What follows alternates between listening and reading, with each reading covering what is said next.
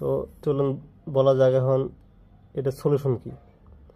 এটা সলিউশন হিসেবে একটি ডায়োড ব্যবহার করতে হবে।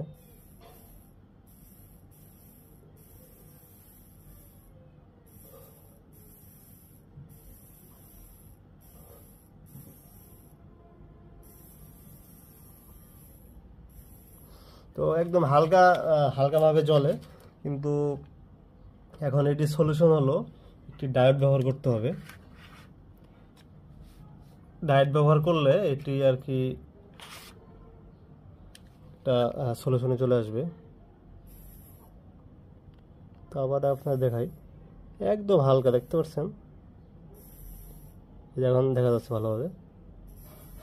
তো মোটরের যে কয়েল আছে, কয়েল কিছুটা ভোল্টেজ সংরক্ষিত করে এবং সেটি বিপরীত লাইনে